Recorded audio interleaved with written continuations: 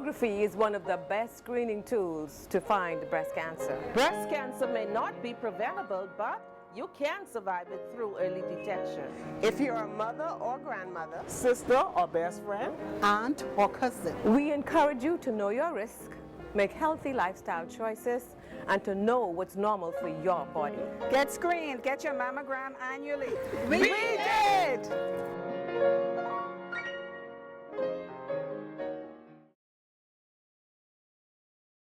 F&M leader Hubert Minnis says he's not concerned about Deputy Leader Loretta Butler-Turner's leadership challenge. The Chief Justice calls government's plan to build new courts problematic. The nation's disabled continue to face discrimination, and the 21st annual Red Ribbon Ball set for next month. We've got those stories and more coming up tonight. I'm Dana Smith, and NB12 starts now.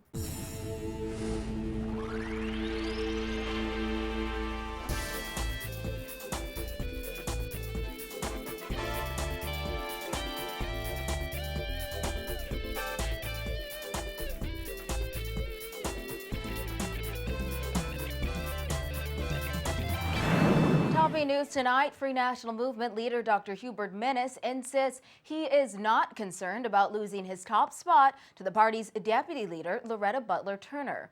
Butler-Turner announced yesterday she plans to challenge Minnis's leadership at the F&M's convention next month, and she already launched her online campaign.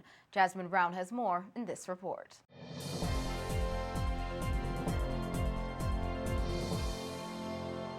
Today, Minnis insisted that he is still the best man for the job and insists that he will be re-elected after the convention, insisting that his performance over the past 2 years and his vision for the party and the country will help him keep his post.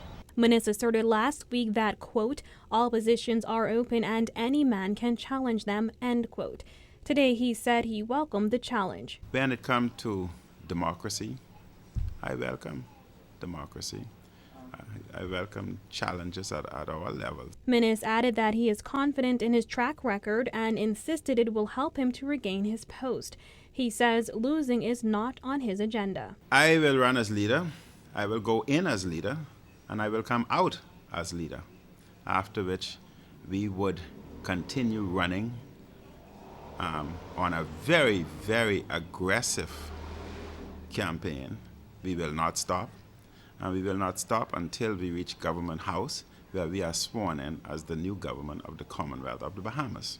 Butler-Turner said on Monday she made the decision to run for a leader after much counsel with her Long Island constituents, her family, and close friends. Hours later, Butler-Turner ramped up her campaign on social media and released a Team Loretta logo. As the Long Island MP tries to garner support, the F&M's deputy chairman, Dr. Dwayne Sands, revealed today he will announce his intention to enter one of the two leadership races on Wednesday. Sands said in a statement he has been honored and privileged to serve the F&M in a number of capacities, and he is now affirming his interest in serving in one of the two leadership capacities. The F&M will hold a one-day convention on November 21st to deal with the leadership issue. When asked how he felt about his deputy leader challenging his leadership, Minnis told our news team it's not an issue that concerns him. I don't look at individuals in terms of who are challenging me. I don't look at names or whatever. The post is vacant, and therefore anybody could challenge. But in terms of looking at personalities, no. I know what I have to offer. He added that no matter the outcome, the party must remain united. We are all F&Ms, and we are all fighting for one common goal. That goal is to move the PLP and to put the Bahamas on the proper path. Dr. Minnis also addressed criticisms of his leadership style, asserting that's not something he plans on changing. Reporting for NB12, I'm Jasmine Brown. Founding member of the Free National Movement and former Governor General Sir Arthur Foulkes today commended Butler-Turner on her decision to run for leader of the F&M, adding the contest should not be determined by gender. Sir Arthur said, quote, "She follows in the footsteps of outstanding crusaders who blazed the trail for Bahamian women to take their rightful place in our political life." Sir Arthur said more women need to be more involved in politics and added he hopes the representation of women in Parliament will more closely reflect the demographic reality in the country. Though Attorney General Alison Maynard Gibson announced today the government has made provisions for the appointment of additional judges, Chief Justice Sir Michael Barnett says the government's push to have 10 criminal courts running simultaneously by the end of this year would be problematic. However, Sir Michael agrees there ought to be additional courts dealing with criminal matters. Bonnie Toot reports. Though government hopes to have 10 criminal courts sitting by the end of this year, not everyone is convinced that can happen. In an interview with NB12 today, Chief Justice Sir Michael Barnett says while something needs to be done to tackle the severe backlog of court cases, he does not feel that goal is realistic. 10 by the end of this year is perhaps unrealistic at this stage, but certainly we can increase the number from presently 6 to possibly 8. We need to put a lot of things in place for that to be done. It's not easy to conduct a criminal trial because, you have to have jurors, you have to have the wider bar, and a lot of the things that are being contemplated to enable that to be done are still being put in place. There are currently 6 criminal courts running in New Providence and 1 in Grand Bahama. Attorney General Alison Maynard Gibson previously said if 10 criminal courts are sitting simultaneously, judges could try as many as 400 criminal matters in a year. Sir Michael says there is no doubt justices could do more, but 400 matters is rather ambitious. I understand that she says that. It remains to be seen whether or not we know that we can do more. I think 400 may be ambitious, but certainly we can do more than we're doing now. Because there's so many dynamics to it. You don't know how long a particular trial is going to take. Some trials can be done in 1 or 2 days, some trials require weeks. Issues arise during the course of the trial, so it's always very difficult to predict how long a particular trial is going to last. Last year, Minister of State for Legal Affairs Damian Gomez said only 89 criminal cases were tried within the preceding 12-month period. He calls that figure simply unacceptable. However, the Chief Justice says efforts are being made to address that issue. Right now, the statutory complement is 20. We have 14 judges of the Supreme Court now. So with the completion of the courts in Bank Lane and the completion of the courts in Ansbach, we should be able to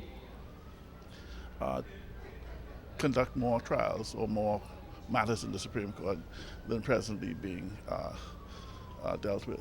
Sir Michael spoke with NB12 following the swearing-in of Senior Justice John Isaacs, who was appointed to the Court of Appeal. Maynard Gibson, who was also at that swearing-in ceremony, said government has put measures in place for additional judges to be appointed. Sir Michael says there is also a compelling case for an additional judge in Grand Bahama. Though criminal courts are important, he says it would be wrong to ignore the needs of the civil courts. Reporting for NB12, I'm Voining Toot. Health Minister Dr. Perry Gomez needs to wake up and get his act in gear, according to F&M Chairman Darren Cash, who today released a statement slamming Gomez for his latest comments on the Public Hospitals Authority controversy. A PHA audit revealed that at the end of 2013, $10 million in drugs went unaccounted for at the Princess Margaret Hospital. Gomez said yesterday the matter is still under investigations, but officials will do the right thing. But Cash said Gomez's responses to date have not inspired any confidence the right thing will be done. On the contrary, Cash said, it appears Gomez has not done much at all. Cash said the health minister's statement that it's too early to act reflects a minister that's too laid back and out of touch with Bahamians. Cash labeled Gomez evasive and afraid of taking action at a time when more effective leadership is needed in the Ministry of Health. The party chairman added, unlike the witch hunt that followed the Bank of the Bahamas information leak, the Christie government has apparently found no convenient F&M scapegoat to pursue, and the appearance is that of a political cover-up. In other news, an advocate for disabled persons in the Bahamas is making clear the concerns on the National Council for the Disabled in regard to equal rights. He said although they have many issues, public transportation is the main concern. This as Minister of Social Services Melanie Griffin says she's aware of their concerns and their needs will be met. Simone Davis has the story.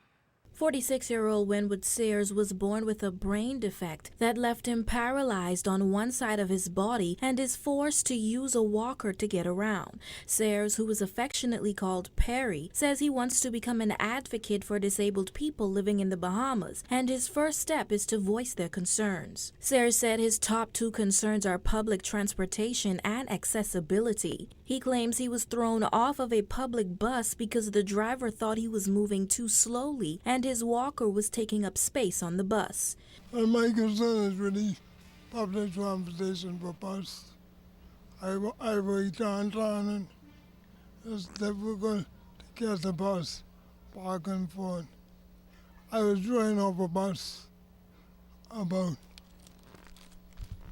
was there about 10 years ago. I was driving off a public bus. Why? I don't know. Man, them did this. So it take too long.